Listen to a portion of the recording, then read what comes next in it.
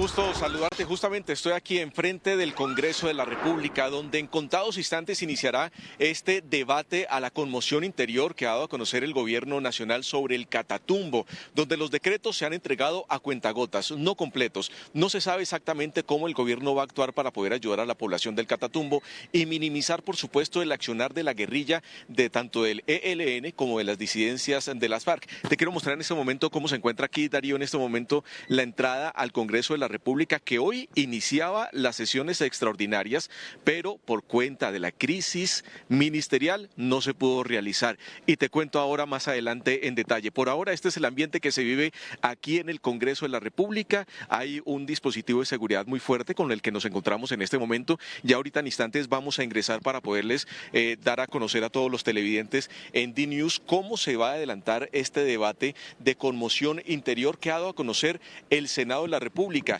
Desde el mes de enero, Darío, el presidente anunció, una vez estalló todo este tema de orden público en el Catatumbo, que se declaraba la conmoción interior.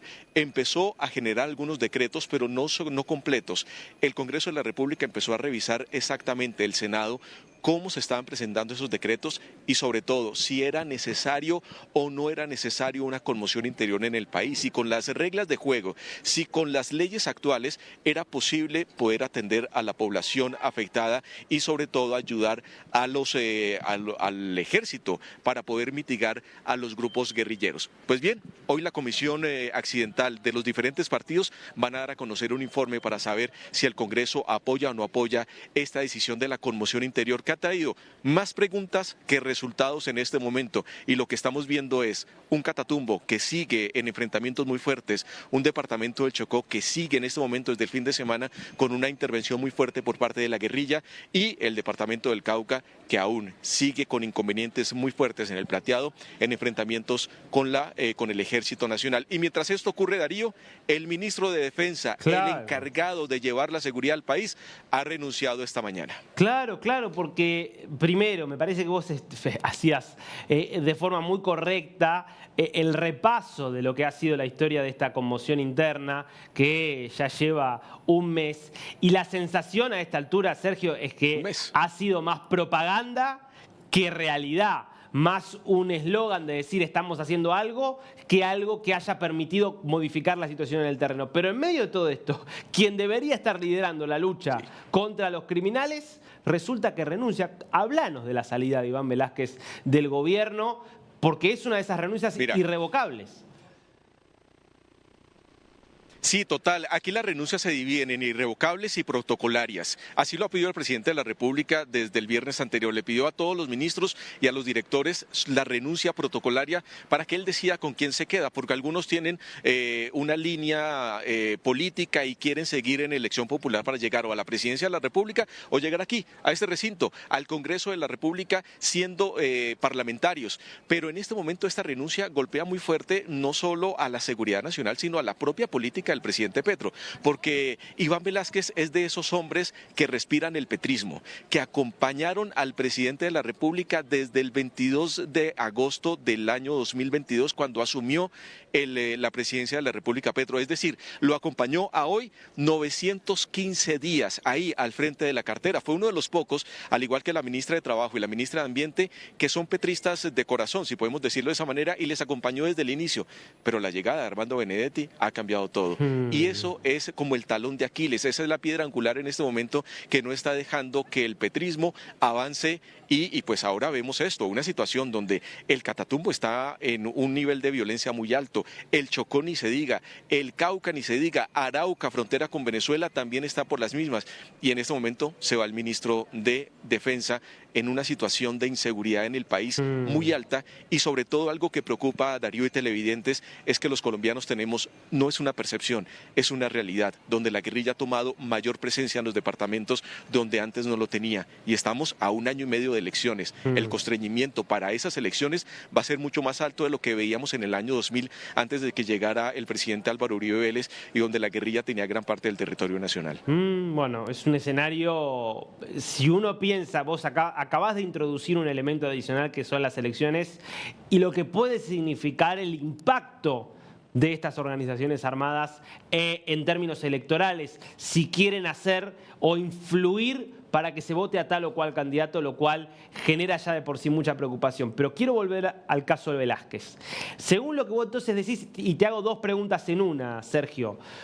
Entonces, primero, ¿Velázquez se va más en desacuerdo por la incorporación de Benedetti que porque Petro no esté de acuerdo con su manejo de las Fuerzas Armadas y de la política de defensa? Y acto seguido, ¿se viene entonces un cambio en la política de defensa? ¿Ya hay nombres que se barajan para reemplazarlo a Velázquez? Te voy respondiendo uno a uno. La pregunta, sí, la llegada de Armando Benedetti desajustó completamente a quienes de corazón acompañaban a Petro, no solo en la presidencia de la República, sino cuando era alcalde de Bogotá. Y ahí estaba Iván Velázquez. Iván Velázquez también es muy cercano a Petro, muy cercano a los sindicatos en Colombia y por supuesto que haya defendido más a Benedetti que a su propia razón de quien lo llevó a la presidencia de la República, diciendo que ahora el discurso de Petro cambió, ¿no? Él dice que ahora su gobierno no es de izquierda, sino que él lo que representa es un país completo. Entonces ya se empieza a desmarcar de sus propias bases ideológicas solo por tener a Armando Benedetti en la presidencia de la República. Eso le ha traído consecuencias no tan favorables para su programa político y claro, eso fracturó definitivamente a los que lo venían acompañando desde hace mucho tiempo, a la propia ministra de Trabajo que hace parte del Partido Comunista en Colombia, que tiene unos integrantes muy pocos y ella es la presidenta de ese Partido Comunista. Entonces, esto se genera un inconveniente muy grande. Para la segunda pregunta que me haces, para barajar quién llega, te propongo que hagamos a continuación las declaraciones del presidente Gustavo Petro, que además de otras no está en Colombia. En plena crisis ministerial, en plena crisis de orden público, no está en Colombia. Decidió irse a Emiratos Árabes a una reunión de presidentes de gobierno, donde los únicos presidentes que están es Colombia, Guatemala y Polonia. O sea, no era tan fuerte poder estar allá.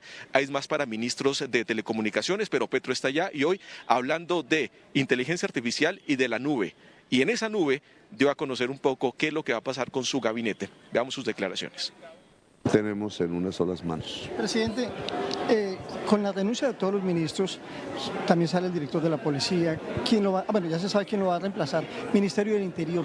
¿Qué nombramiento ya tiene listo, presidente? Está todo listo, no hay que preocuparse, no va a ser tampoco un gran cambio de ministerios, muchos van a permanecer.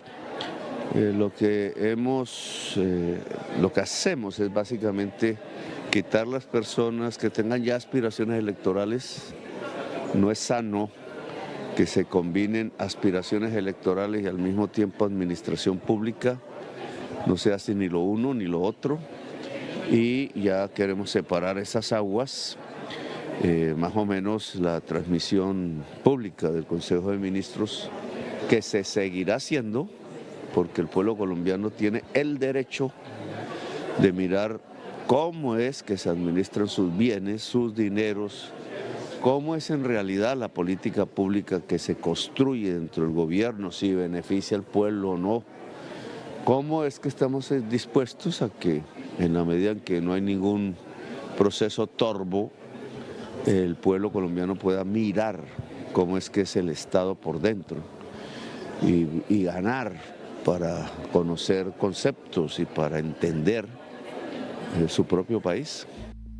Bueno, está bien lo que vos planteabas antes, ¿no, Sergio? Respecto de un presidente que a veces parece que está en la nube o que quizás habría que ser un poco más malicioso y entender que forma parte de su estrategia, quizás evadirse de los problemas que tiene la realidad colombiana para de alguna manera no quedar pegado con lo que está pasando. Si no, no se puede entender ni el viaje en Haití, ni este recorrido que está haciendo hoy por la península arábiga. Ahora, volviendo, digamos, al eje de la cuestión, que de alguna manera da a entender Petro, pero sin precisar, ¿se viene un cambio entonces de enfoque, te parece, en la política de defensa, o lo que vamos a ver es más de lo mismo?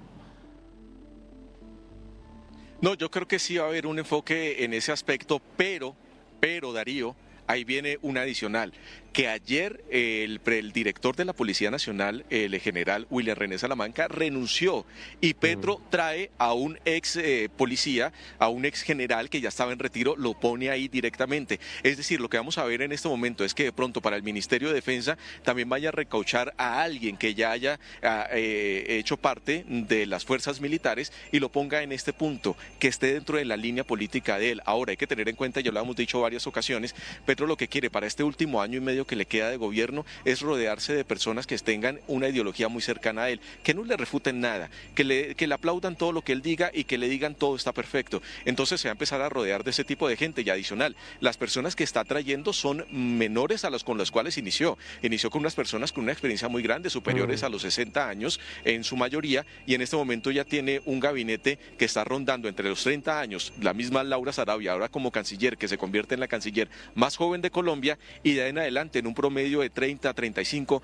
hasta 40 años. Entonces empieza a bajarle la edad a los cargos importantes del país, y eso a qué conlleva, que por supuesto pueden tener buen talento, pero les falta experiencia, y eso es a lo que le está apostando Petro. Bueno, raro como mecanismo de selección, quizás explica mucho de lo que está pasando en Colombia, pero habrá que ver qué resultados esto termina teniendo después cuando ya empecemos a meternos en meses realmente en más definiciones, pensando en el año electoral que se vendrá el año que viene. Impecable. Sergio, nos avisas cualquier novedad y volvemos con vos. Por supuesto, vamos a ingresar aquí al Congreso para poder dar a conocer a todos ustedes los detalles de este debate sobre la conmoción interior en el país. ¿Qué opina el Congreso? ¿Si es viable o no es viable? Y después de lo que diga el Congreso, viene la Corte Constitucional, que es un tema muy importante más adelante para las políticas de Petro. Más adelante regresamos. Gracias.